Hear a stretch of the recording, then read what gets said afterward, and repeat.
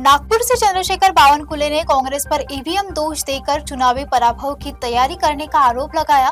अजित पवार पर पुरदर उपसा प्रकल्प मामले में देर से आरोप लगने पर टिप्पणी की।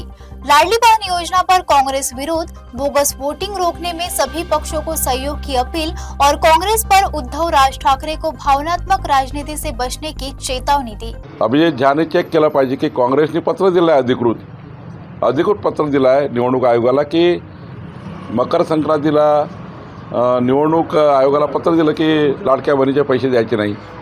आणि पहिल्यापासून काँग्रेस विरोधात आहे ना। काँग्रेसचा एक जवळचा नाना पटोलेचा निवडणूक प्रमुख होते, ते हायकोर्टात गेले होते लाडकी बहीण योजना बंद करण्याकरता। काँग्रेसच्या कित्येक लोकांनी ऑफिशियल बाईट दिला आहे की आमचं सरकार आलं तर लाडकी बहीण योजना बंद करू। कितीतरी बाईट्स आहे। मान्य सुनील केदारची बाईट आहे की आम्ही लाडकी बहीण योजना बंद करू। एबीपी माझामध्ये अनेक लोकांच्या बाईट्स आहे। नाना पटोलेचा स्वतःचा इलेक्शन इंचार्ज हायकोर्टमध्ये जाऊन त्याने ॲफिडेविट केलं की आम्ही लाडकी बहीण योजना नको आहे, आम्हाला बंद करा। आणि आता जर त्यांनी अधिकृत पत्र दिलं आहे ही या योजनेचे पैसे द्यायचे नाही।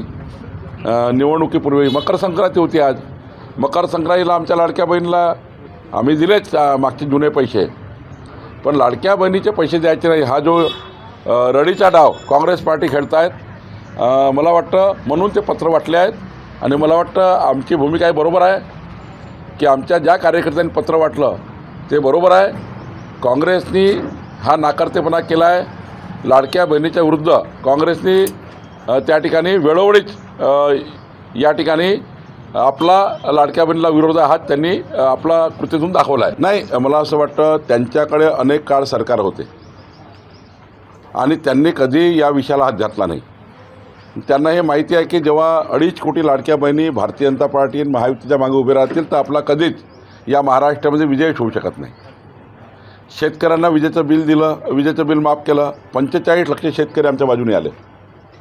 3,17,00,000 मतं आम्हाला मिळाले। लोकसभेच्या निवडणुकीपेक्षा 78 लाख मतं जास्त मिळाले। त्यामुळे काँग्रेसचे पायाखाली घसरलेले आहे। काँग्रेस पार्टी ही आता विचलित झाली आहे। आणि बरोबर आहे ना, कर्नाटकमध्ये आमची लाडकी बहीण योजना चालू होती, काँग्रेसने बंद केली। त्यामुळे आपल्याला दाखले आहेत महाराष्ट्रात, देशामध्ये की जेव्हा जेव्हा लाडक्या बहिणीची योजना चालू झाली तेव्हा तेव्हा काँग्रेसने ती बंद पाडली आहे। 99च्या वेळेस ज्यावेळी अजितदादाकडे फाईल आली तेव्हाच एखादा आरोप केला असता तर मला वाटतं की त्याला तथ्य असतं। पण आता इतक्या उशिरा हे सांगून जेव्हा अशी फाईल आली होती त्यामध्ये असं लिहिलं होतं, जनता याला विश्वास करत नाही। अजितदादाकडून या अपेक्षा नाहीच आहे। अजितदादाकडनं अशा अपेक्षा नाही आहे जे अजितदादा बोलतात आहे। 99ची केस आहे तर 99मध्येच खुलासा करायला पाहिजे। तेव्हापासनं कितीतरी अधिवेशनं झाले, कितीतरी त्या ठिकाणी आरोप प्रत्यारोप झाले। मग 99 ते 2026 हा काळ सोडून अजितदादा आत्ता थोडा त्या पिंपरी चिंचवड आणि पुण्याच्या निवडणुकीच्या त्या ठिकाणी थोडा मला वाटतं की त्यांना निगेटिव्हिटी दिसत आहे यांच्याबद्दल, त्यांच्या निवडून येण्याच्याबद्दल त्यांना निगेटिव्हिटी वाटत असेल। मला असं वाटतं की अजितदादाकडनं अशा मात्र कुठल्याही अपेक्षा नाही आहे। या पद्धतीनं ते आमच्यावर टीका करतील आणि हेही ठरलं आहे काही झालं तरी आमच्यामध्ये मनभेद होणार नाही असं सर्वांनी वागायचं आहे। अजितदादा असे का वागतात हे मला कळत नाही। समन्वय समितीमध्ये जरी मी असलो तरी अजितदादासुद्धा सिनियर लीडर आहे। तिघही लोक जे आहेत, देवेंद्रजी, अजितदादा, एकनाथजी, या तिघांनी समन्वय ठेवायचा आहे। आम्ही 6 जे समन्वय समितीचे आहोत त्यांनी समन्वय ठेवायचा आहे। पण अजितदादा ज्या पद्धतीनं थोडे निघाले आहेत, मला वाटतं अजितदादाकडनं अपेक्षा नव्हते। अजितदादांना दोन्ही राष्ट्रवादी एक करायच्या की नाही करायचा हा निर्णय त्यांनी घ्यायचा आहे।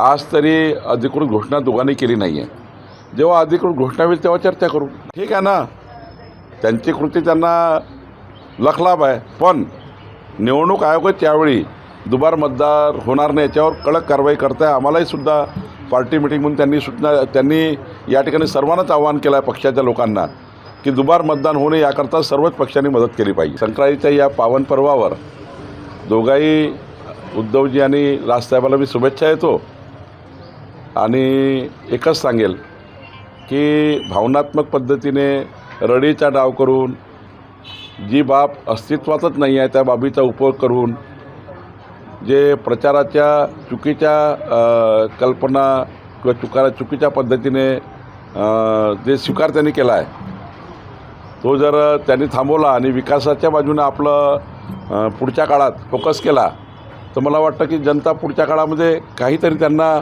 महाराष्ट्रामध्ये जागा देतील.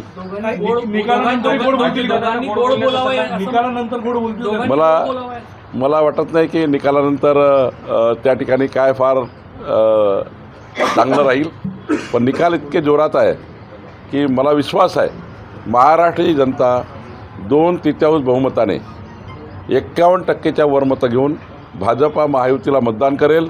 विधानसभेच्या निवडणुकीमध्ये जे ट्रेंड होता तोच ट्रेंड हा महानगरपालिकेच्या निवडणुकीला सुरू राहील आणि येणाऱ्या जिल्हा परिषद निवडणुकीला हाच ट्रेंड राहील.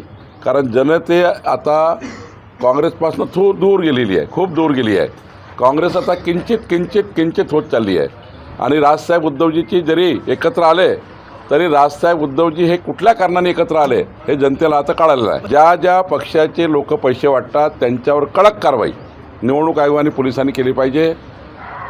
सत्तेपासून पैसा, पैशापासून सत्ता हा भूमिका आमची नाही आणि कुठल्याही परिस्थितीमध्ये पोलिसांनी कडक पहारा देऊन गरज पडली ज्या वस्त्यामध्ये त्या पोलिसांना वाटतं ज्या वस्त्यामध्ये काही गडबड होऊ शकतं त्या वस्त्यामध्ये कडक पहारा लावून पोलिसांनी आणि आयोगाने असा प्रयत्न हाणून पाडला पाहिजे. हो, मी ते परवा बघितलं आहे. मी स्वतः ते विचलित झालो की ॲक्सिडेंट झाला आणि ते सैनिक गेले. त्यामुळं त्या परिवाराची आम्ही भेट घेऊन निश्चितपणे शासन त्यांच्या पाठीशी उभं राहील. निवडणुकीच्या उद्यापर्यंतच्या मतदानापर्यंत असे खोटे व्हिडिओ तयार करणे, व्हिडिओ काढणे, पहिला निवडणूक लागण्यापूर्वीच काय काढत नाही. आजचा आहे का, कालचा आहे का, हे केव्हा तरी साठवलेले संग्रहित असतात आणि व्हिडिओ ट्विट करतात. त्यामुळे त्यांना शुभेच्छा आहेत दंगेकरला माझ्या अशा व्हिडिओ ट्विट केल्याबद्दल. स्टंटबाजी असं वाटतं, स्टंटबाजी करतात.